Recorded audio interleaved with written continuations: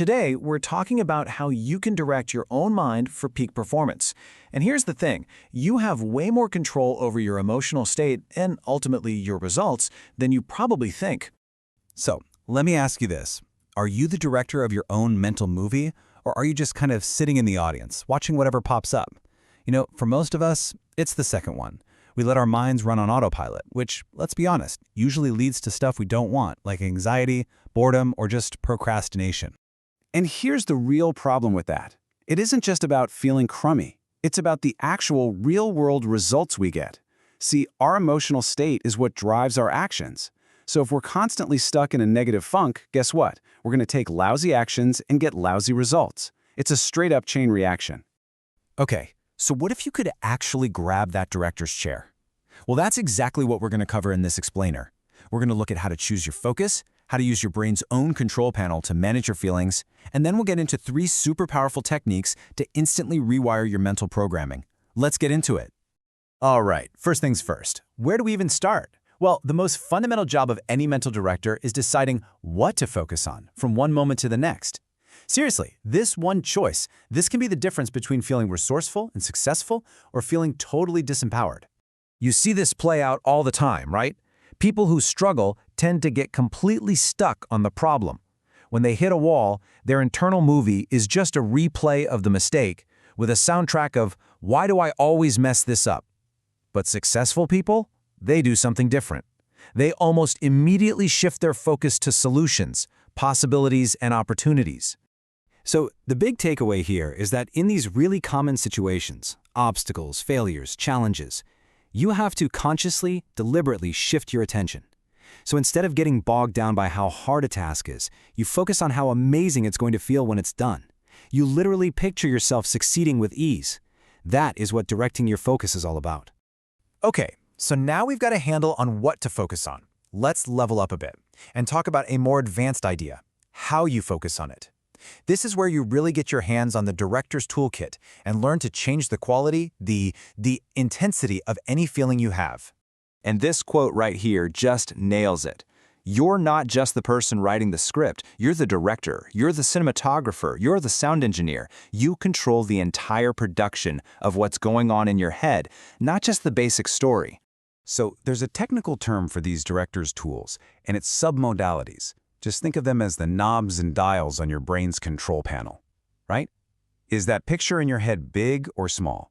Is it bright or is it dim? Color or black and white? Is it right up in your face or far away? These are the settings you can literally reach in and adjust. Now, out of all those dials, there's one that's like a master switch. It can totally change the emotional punch of any memory. It's this idea of association versus disassociation. If you want to feel the full power of a great memory, you see it through your own eyes. You're associated. You're right back in it. But if you want to completely drain the power from a negative memory, you just step outside of it and watch yourself from a distance. You disassociate. The feeling just fades. So let's say you want to ramp up your motivation for a goal. This is where you become a big-shot Hollywood director. You take that image of your success and you make it a full-blown IMAX movie. You make it panoramic, bright, full color, and you crank the triumphant music all the way up. This isn't just a neat trick, it's how top performers naturally code their goals, and it creates this intense, unstoppable drive to take action. And on the flip side, to take the sting out of a bad memory or a fear, you do the complete opposite.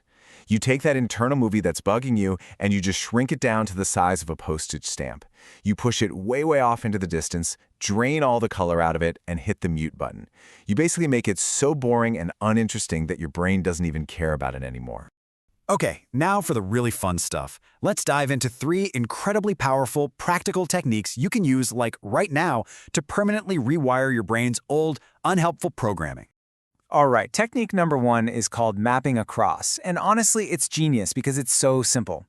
It's like finding the mental recipe for a state you absolutely love, like say, feeling super motivated, and then you just apply that exact same recipe to something where you usually feel the opposite, like procrastination. So think about it. Maybe you love water skiing. The mental picture is probably huge, bright, you're in it. Now, what about cleaning the house? Probably a small, dull picture. So what you do is, as you think about cleaning, you force that mental picture to become large, bright, and associated, just like the water skiing one. And what happens is, you literally transfer the feeling of motivation from one thing to another. It's wild how well it works. Okay, but what about those really intense, sticky memories? The ones that are too powerful to just shrink down? For those, we have the distortion technique. This is an awesome way to just break the pattern. By running that mental movie back and forth at super speed and making it completely absurd, you're literally scrambling the old neural connection. I mean, seriously, try to feel upset while imagining the person who annoyed you, wearing giant Mickey Mouse ears and talking in a squeaky cartoon voice. You can't. It's impossible to feel bad about something that's genuinely ridiculous. By doing this over and over, you're essentially scratching the mental CD so it can never play that same negative track again. You completely neutralize it. And for our final technique, we have the swish pattern. Now this one is an insanely fast and effective way to break bad habits. What you're doing is neurologically linking the trigger for the old habit to a brand new desired response. You're literally carving a new pathway for your brain to follow, making the old one obsolete. And the key here is speed and repetition. It has to be fast. Every single time you whoosh those images, you are physically reinforcing a new neural pathway. You do this with enough speed, enough energy, enough repetition, and your brain will start to automatically choose the new empowering behavior. You won't even have to think about it. The old habit just gets replaced. All right, let's pull all these threads together. So what does all of this really mean for you? Day in and day out. How do you take the director's chair for real?